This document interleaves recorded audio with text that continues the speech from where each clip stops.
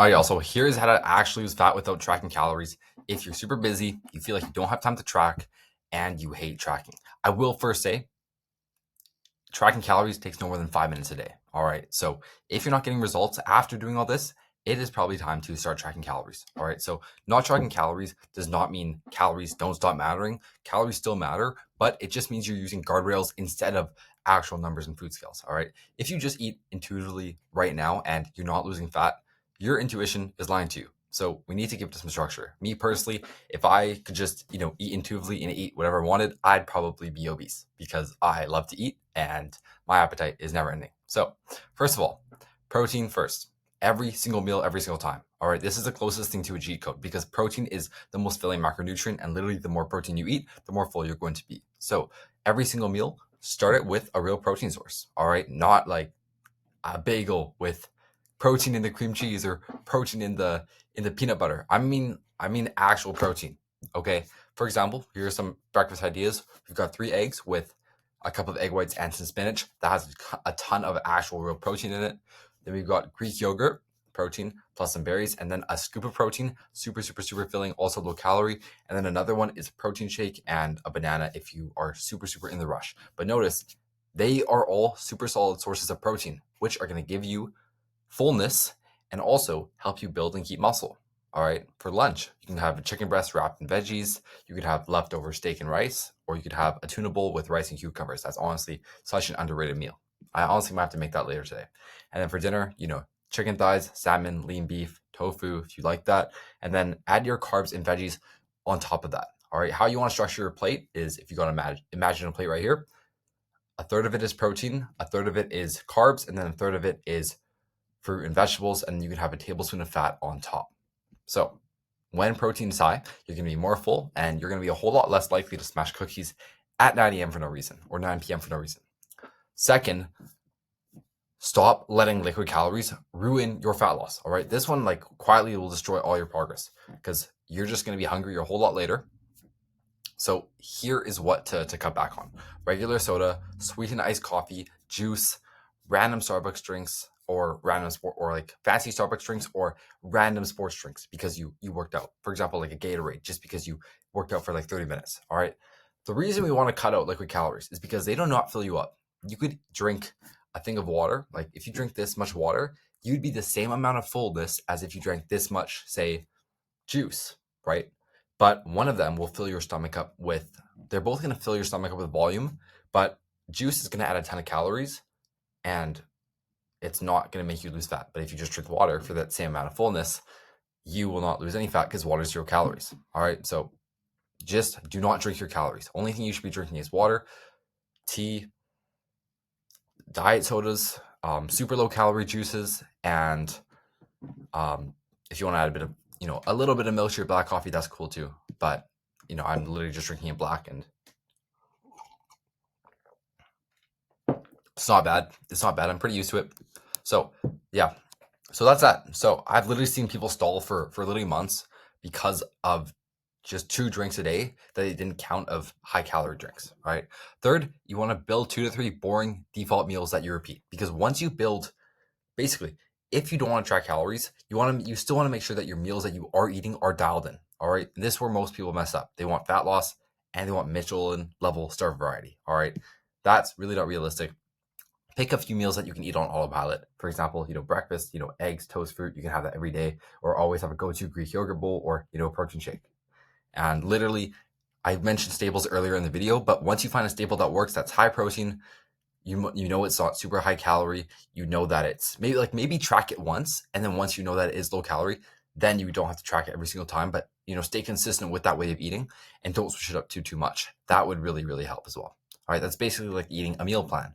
But obviously, if you want to switch up the sauce every once in a while or switch up the type of meat, that's cool. But the more simple that you can keep it and the more you can stay consistent with it, it's going to be a whole lot easier. And eat these most of the days. All right. And then, when you go to eat, you can get something a bit more flexible, but try to really get a meal as similar, super similar as well when you actually go out. So just because you go out, don't get an entire pizza. Still try to order a healthy thing on the menu. All right. Try to order a healthy thing on the menu. Fourth, we have portion control without weighing everything, because you still need limits, right? You just don't even if you don't use a food scale, just because it's healthy food does not mean that you can eat unlimited of it. If you ate unlimited chicken, right? If you ate, 20 chicken breasts a day, I don't know, that's what? If one chicken breast, 200 grams, 300 calories, that's like 6,000 calories worth of chicken breast. You're not going to lose weight, all right? Just because it's healthy. So that's that. So use this per meal as a starting point. So protein, one full palm. This could be like a piece of chicken or meat or tuna or whatever. Veggies can be 1 to 2 fists, all right, because they're super low calorie. We've got carbs can be 1 cupped hand.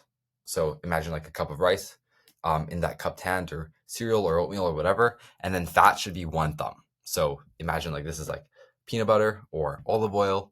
But make sure that you are not drizzling like your olive oil everywhere. Make sure you're not spamming fats, because fats add up really, really fast, and they literally will ruin your entire deficit for the day if you do not have any type of portion control for your fats. So make sure that you do, like, if anything, I would say weigh out your fats at least, or use a very small spoon to weigh up, measure out your fats, instead of just dumping peanut butter or dumping olive oil on all your foods.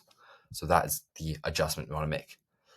We got fifth, we got stop accidentally snacking in between meals, because this is where most calories sneak in. Not during the main meals if you're eating healthy, but it's the random stuff. For example, a few bites of your partner's fries, that handful of trail mix, just one cookie, finishing your kids' leftovers, grazing while cooking dinner. All right. Here is a very simple rule that you can follow. If you're not sitting down for an actual meal or a planned snack, just don't eat it. All right. And if you are hungry between meals and you need a bit of a snack, plan a high protein snack, like a protein bar, a little thing of Greek yogurt.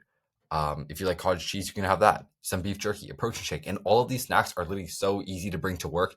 You can put in your fridge, put them in your lunch bag with a cooler, and you'll be good. All right. It's a lot cheaper than fast food on your lunch break, and it's a lot healthier, and it's going to keep you full instead of giving you a carb crash during that meal or after that meal while you're working, and you're going to be a whole lot more productive because of it. So mindless nibbling, mindless snacking is one of the biggest reasons that people think that they eat pretty well, but they never lose fat. 6, we've got train a few days per week and actually walk like an adult human. All right. You don't need a crazy program. All my best clients who have lost 20, 30, 40 pounds only lift 3 to 4 times per week. They do full body, or they do upper, lower, upper, lower. Nothing super, super, super fancy. Then they also walk every single day. And I'm not talking about 2,000 steps. Like, they go for a little walk at the end of the day. Like, not, I went to the bathroom, so that counts as walking. Like, they actually go for walks. They shoot for 6 to 10K steps most days. They walk after their meals. They park further away from work or the gym or the grocery store.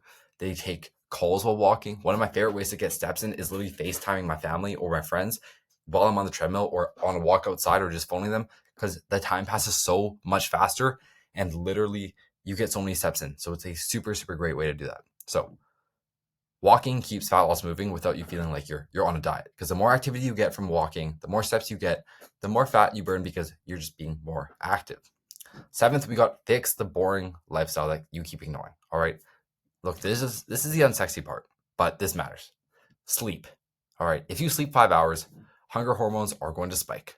Willpower is going to drop. We all know that when we get a bad sleep, we just feel more hungry, we feel less motivated, and obviously that is not going to help us when it comes to dropping body fat. So literally, if you feel like you're always hungry during the day, you feel like you have no motivation, you need to bump up your sleep immediately. Like, this is not negotiable. Even me the other day, I felt like I got a bad sleep and I was more hungry throughout the day, even though I was eating a lot of food. So just simply get your sleep in. Next up, we've got alcohol. All right. 2 to 3 drinks can wipe out the entire calorie deficit from a whole day of eating. I mean, think of it like, what? Say like a rum and Coke, right? What? That's, say, 150 calories. Let's be moderate. Let's say it's 100 calories from the Coke, 100 calories from the rum, 200 calories in one drink. You drink it, it's gone. And you have another drink, or a couple glasses of wine. Like, that really, really adds up. And if you do that a couple of times a week, if it's just wine, like people drink that, or like beers, that really, really adds up quickly. Not to mention they're liquid calories, and they're just, most people don't end up making good decisions when they drink anyway, and they end up eating more food than they wanted to, putting you again in a surplus instead of a deficit. So really, I'm not saying like never drink, but stop pretending like it doesn't have an effect, because it does. So literally, if you're going to drink, have only, say, 1 to 2 drinks on the weekend, maybe. Like, really keep it really chill. Like, I personally, I'm young. I like going out. I have friends who do that stuff. But at the end of the day, I understand that if I want to get into the best shape possible, drinking every single weekend is not going to be the best, just because like calories from alcohol, they don't really fill you up. And a lot of the time, I would just end up at McDonald's in the past when I drank. And we all know how that goes. So that's that. Another one, we've got late night eating. All right. Most people are not really extremely hungry at night. They're just bored, or they're tired, or they're stressed from a long day of work. So what my mom used to do when we were younger is, have a set kitchen close time. Or yeah, she had a set kitchen close time, which literally meant once it was, say, 10 o'clock, like the kitchen's closed. So we can't go in there after that. And that honestly helps. And I honestly want you guys to try this as well. Because if you always find yourself, say it's like 10 o'clock and you're tired and you should probably just go to bed, but you find yourself like bored or stressed and you want to use food to like numb your emotions and you go to the kitchen, you're going to end up eating a whole lot more, even when you're not hungry, and it's just not going to do you any good. So literally close the kitchen at a set time, or brush your teeth after dinner as well, so that you don't have those hunger cravings, because it's like doesn't really taste good to eat after you got minty breath. So that is another thing that I really recommend. So that would be that. And lastly, how to know if this is working without tracking, because you still need feedback. So still look at what you should still track is your scale weight. All right, weigh yourself every single morning before you eat, after you use the washroom. If you say that you don't have time to track your body weight, literally you probably spend 10 times the amount of time on your phone in the morning than it takes to actually track your scale weight. Because all you need to do is if you got your scale in the washroom already, that is literally like 2 extra steps to weigh yourself on the scale and like log it in an app. All right. Another one you could do is a waist measurement, how your jeans fit, and then the mirror over 3 to 4 weeks, not day to day, because you will look the same day to day. But if you compare that week to week and take progress photos, that'd be good as well. But if nothing changes after 2 to 3 weeks, something is off, whether that's portions, liquid calories, or random snacking. But that being said, you can lose fat well without tracking calories. You cannot lose fat without structure. But even after watching all of this, if you implement all of this and you cannot lose weight, I really advise you to track calories, because it is the absolute best way to drop body fat, for sure. Like from a scientific standpoint, for sure. And if you get used to it, you really can. It also really teaches you to be aware of your portion sizes. So that's that. And if you want help implementing all of this into your super busy life, then just either DM me Transform on Instagram at In1Coaching, or pick a time to chat with the link below, and I'll reach out to see if I can help. And we'll chat about literally what you're struggling with, what your goals are, and come up with a game plan to help you get into the best shape of your life. So appreciate you watching. Speak to you soon.